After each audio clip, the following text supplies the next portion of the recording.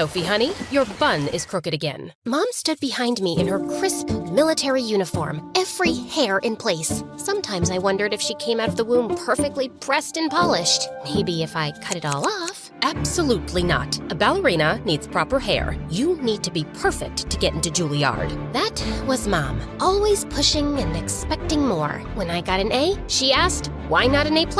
When I won silver in the regional dance competition, she reminded me gold was better. Even my little sister Rose's social media following wasn't enough. It had to be purposeful content that would look good on college applications. Dad used to balance her out, bringing chaos and laughter into our world. He'd tell us wild stories about his combat missions, teaching us survival skills just in case, and sneaking us junk food when Mom wasn't looking. But then he was deployed again, and this time he didn't come back. So I became what Mom needed, the perfect daughter. Straight A's, perfect pirouettes, student council president. I made sure Rose did her homework, kept her room clean, and stayed out of trouble. Our house ran like a military operation, and I was second in command. Until that morning when everything changed. I was helping Rose edit her latest YouTube video, a review of some new mascara. Even though she was wearing falsies and pretending it was all the mascara's magic, when Mom walked in, she looked scared. And Mom never looked scared.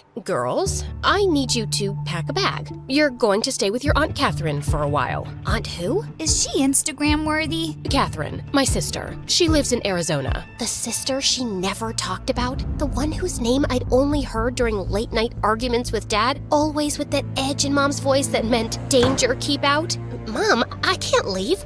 I have summer intensives, college prep courses, the youth leadership program. This isn't a discussion, Sophie. I'm being deployed on an emergency medical mission. Something's come up. Mom, what's really going on? She just looked at me as if measuring her next words carefully. Sometimes doing the right thing means breaking the rules. Your father understood that, and now I need you to understand it too. Then she pulled me close. Trust no one and keep your sister safe. 24 hours later, we were in a black SUV with tinted windows being driven by one of Mom's old friends through the Arizona desert. Rose was live streaming the cacti, turning our exile into content for her followers. I was trying not to throw up. Oh my God, Sophie, look! Is that a lion? I've been obsessively checking Mom's last known location on my phone, but when I looked up, my heart stopped. There, sprawled across the front porch of what looked like a junkyard crossed with a fortress, was a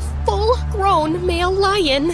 The next chapter of Love in Deep Space is here, and it's bigger than ever. Step into the futuristic city of Lincoln and the wider cosmos, where love and destiny collide in the cinematic 3D dating sim. Available worldwide on mobile with the version 5.0 update. The brand new limited banner Throne of Eros is now live, featuring all love interests with new identities. You rise as the queen of the Alor Galaxy, standing at the center of interstellar power. Fight alongside Zane, the Grand General of the Cosmic Empire. Meet Raphael, Santark of the Sanctide Court. Face Caleb, High Marshal whose path opposes yours. Rule with Silas, Sovereign of the Rising Power Chaosi. And reunite with Xavier, the Crown Prince lost to time. Version 5.0 also introduces the long-awaited home system. Build and decorate your own house, unlock the garden, and share daily moments together. From quiet routines to unexpected interactions, your home comes alive. This is the best starter experience for new players. Claim livestream rewards, join version 5.0 events, and enjoy new gameplay to enjoy 10 grand, luxurious gifts, villas, 1,000 plus furniture, memory crates, 5-star memories, wishes, diamonds, letters, paper cuts, outfits, props, journals, and more. Many people worry that games will consume too much memory. This update introduces a new quick resource cleanup feature, so you can download without any burden. Enjoy smooth and seamless gameplay. Perhaps you've played this game before, but were plagued with memory issues. Now is the perfect time to be back. Download Love and Deep Space now and begin your journey beyond the stars. The driver hit the brakes so hard our suitcases went flying. This has to be a mistake. Mom would never. Oh, that's just Maple. Don't mind him. He's a big softie. I turned to the voice behind me to see a woman limping down the path. She looked like Mom might have looked if Mom had been raised by wolves. I'm your Auntie Caddy, in case you were wondering. A softie? It's a lion! Is that even allowed?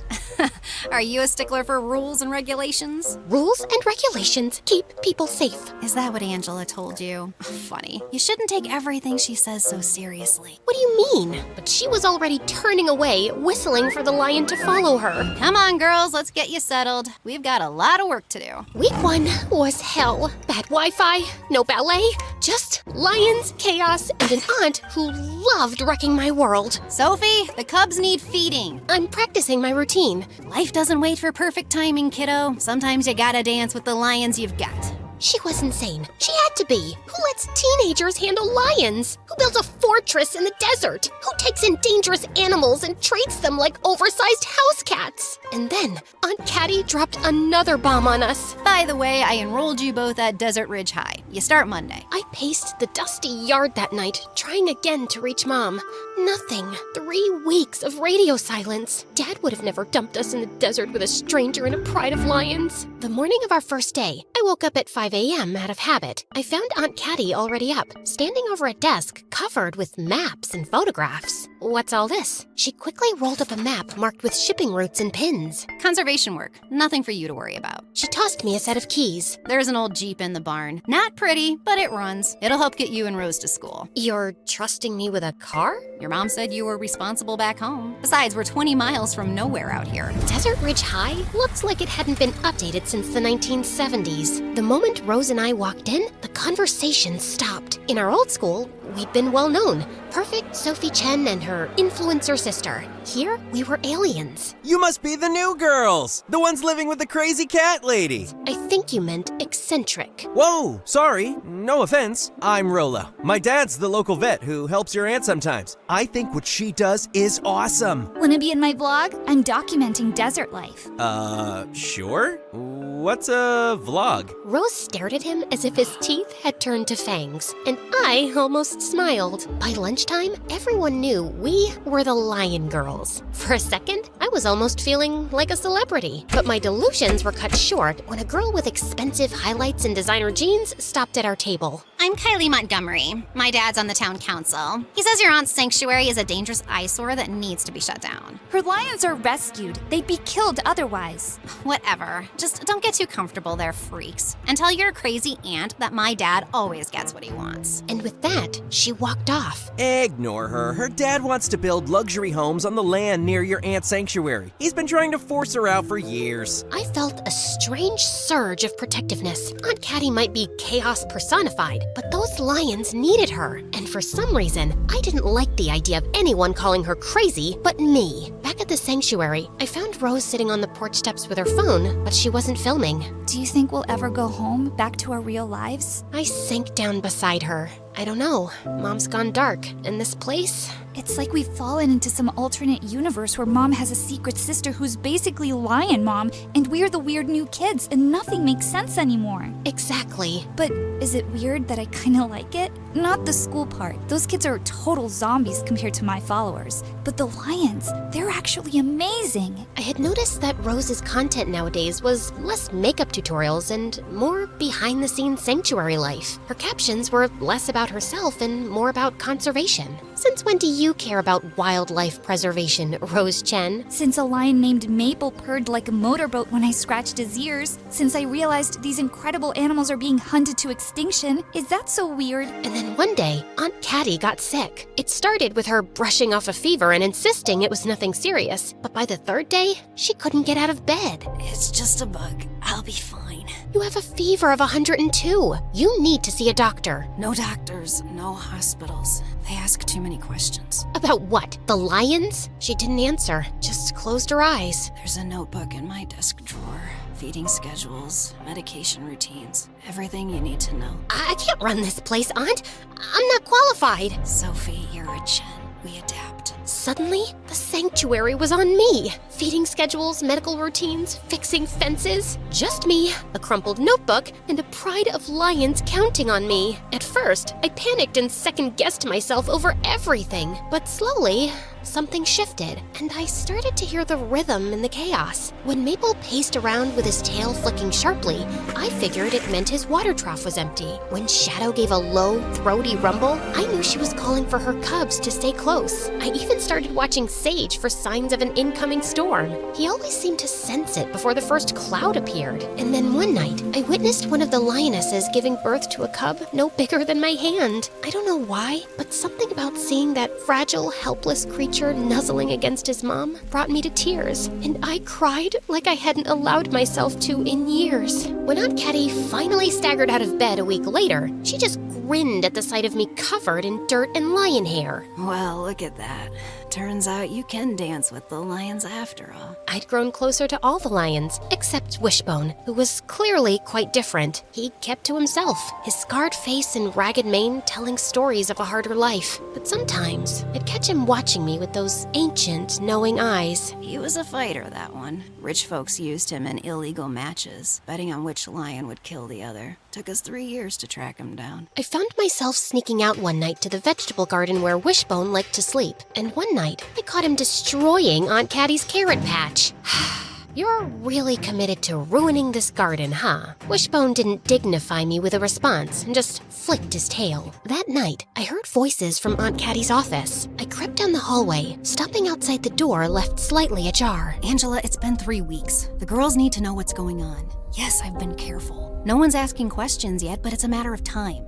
Fine, another week. But then I'm telling them. Mom had been in contact with Aunt Caddy all along, but ignoring me as if I was some annoying fly? Back at school, things were changing too. Rose had become something of a minor celebrity. Her videos about sanctuary life were gaining real traction, and Kylie Montgomery looked as hostile as ever when she saw Rose walking by with her growing entourage. Your sister's videos are actually making a difference. My dad said the sanctuaries received more donations in the last month than in the whole past year. Yeah, I heard. Also, I was wondering, there's this bonfire thing Friday night. Nothing too fancy. Would you and Rose want to come? Oh, I'm not sure. And before you say no, I should mention that Rose already said yes. And she's bringing, quote, awesome footage of baby lion playtime.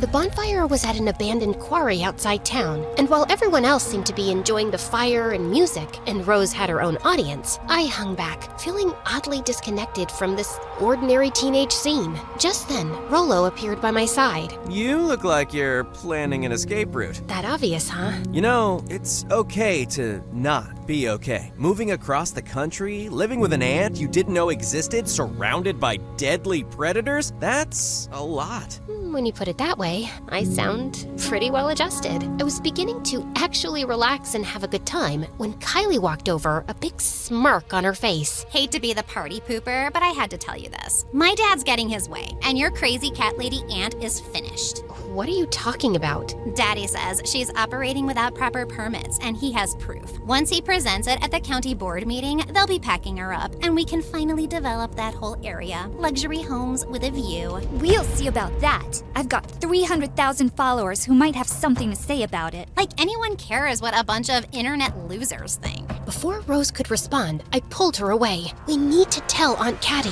Back at the sanctuary, we found Aunt Caddy in her office, poring over documents at her desk. Already ahead of you, kids. Montgomery filed a complaint with the county. Claims I'm operating an illegal exotic animal exhibit without proper licensing. That's ridiculous! This is a sanctuary! Legally, it's complicated, and Montgomery has friends in high places. The same high places Mom is investigating? Aunt Caddy gave me a sharp look, then glanced at Rose. What? What's Mom investigating? What aren't you telling me? She pulled out a worn photo album. Inside were pictures I'd never seen before. Mom and Aunt Caddy in jungle gear, receiving some kind of conservation award. Your mother and I were wildlife biologists. We specialized in tracking animal trafficking networks, the people who smuggle endangered species across borders. We were good at it. Too good, in fact. She flipped to a newspaper clipping. We uncovered evidence that high-ranking military personnel were involved in a smuggling operation. Your mother wanted to go public, I wanted to gather more evidence first. We fought. She left. Joined the actual military to change it from within, she said. Then she met your dad, had you girls, and never looked back. The image of my perfect, rule-following mother was fracturing before my eyes. But now? Now she's found evidence that the same network is still operating, bigger than before. She's gone undercover to gather proof. And we're here because... Because you're a leverage, kiddo. If the wrong people knew where you were, they could use you to get to her. So our entire lives have been a lie? Mom's perfect military nurse persona was just, what, a cover? Not a lie, a choice. Your mother chose security for you girls over the crusade we started. Can't say I blamed her, especially after your dad. But now she's back in it, and we're here because we might be in danger? We both nodded. Rose was quiet for a moment, then pulled out her phone. I'm deleting all my location tags, and I'm going to start a campaign about the sanctuary. If Montgomery wants a fight, we'll give him one. Over the next few days, Rose mobilized her following like a general commanding troops. Meanwhile, I dove into the legal side, researching sanctuary regulations and permit requirements. The night before the county board meeting, we were up late preparing our case when suddenly we heard the sound of an engine approaching. We're not expecting anyone. We went to the security monitors, then froze. 3 vehicles coming fast, no headlights. My stomach dropped. Not county officials, not this late. Get to the safe room, now. But what about you? Now, Sophie, take Rose. I grabbed Rose's arm, pulling her toward the reinforced storeroom that Aunt Caddy had said we could use in case of emergency. Behind us, Aunt Caddy was grabbing a tranquilizer gun from the cabinet. We'd barely made it to the hallway when the first crash came. The sound of the front gate being rammed. Then there was shouting and flashlight beams sweeping the yard. I'm calling 911. That signal out here, remember? We huddled in the safe room, listening to men's voices echoing through the sanctuary. Then we heard lion roars, frightened, angry. They're going after the lions! Before I could stop her, she'd run past me out into the hallway. I followed to find Rose crouching by a window, filming the scene outside in the yard. Men with cages, loading tranquilized cubs into trucks. We need this proof. Through the glass, I spotted Aunt Caddy confronting one of the men, tranquilizer gun raised. But before she could fire, another man emerged from the shadows behind her. A flash of metal, then Aunt Caddy crumpled to the ground. No! I clamped a hand over her mouth, and as the men went back to capturing the lions, I turned to her. Stay here. Don't move. I need to see if Aunt Caddy is okay. I slipped out and stealthily made my way over to Aunt Caddy. She was alive, but unconscious. Just then, I looked up, and my stomach lurched. Rose had come out too, and she was hiding in a bush capturing evidence of the men up close. But she was too close. And then, it all happened so fast. One of the men suddenly spotted her, and suddenly, she was being dragged away as she fought and screamed. I ran towards her as they threw her into the truck along with the caged cubs. And before I could get close to her, they were driving off into the desert. Panic washed over me in a wave so strong I could barely breathe. Oh my God. They'd taken my baby sister. That's when I heard Wishbone's low growl. He stood in the carrot patch, those knowing eyes fixed on me. And suddenly, I understood what Mom meant about breaking rules. I need your help. Please. They took Rose. He lowered his head, and I did the craziest thing I've ever done. I climbed onto his back. We followed the truck's trail, Wishbone's powerful stride eating up the miles. I thought about Dad. About how he'd always said courage wasn't about being fearless, but about being scared and doing it anyway. The chase led us straight into Phoenix, where, unsurprisingly, riding a lion through the city caused absolute chaos. All units, be advised. We have reports of a teenage girl riding a lion down Central Avenue. This is Sky 5 with breaking news. I can't believe I'm saying this. An actual lion sprinting through downtown with a girl on its back. We followed the truck's taillights into an industrial warehouse near a private airstrip. A jet sat waiting, cargo doors open, minutes from takeoff. Wishbone skidded to a stop behind a stack of crates just as I spotted Rose. I got off of Wishbone, holding him by his mane, and then I looked into his eyes. Wait here for my signal. Then I sneaked in as quietly as I could. I found Rose locked in a cage. Took you long enough. But as we fell to the ground, I looked up at the menacing bad guy. Get him. We heard a huge roar out of the frame, and both the bad guy and I turned our heads toward the direction from which the roar came. And there he was, our hero, Wishbone, standing proudly at the warehouse entrance. He had heard my signal, and then he made a run at the traffickers. Things got chaotic pretty quickly after that. Rose and I opened the rest of the cages, and cubs spilled from open crates, bolting in every direction. Lions stepped from the shadows, sending the traffickers into blind panic. One guy tripped over a metal bucket, taking 2 others down with him. 2 others made a break for it and landed straight into an empty holding pen, slamming the doors behind them.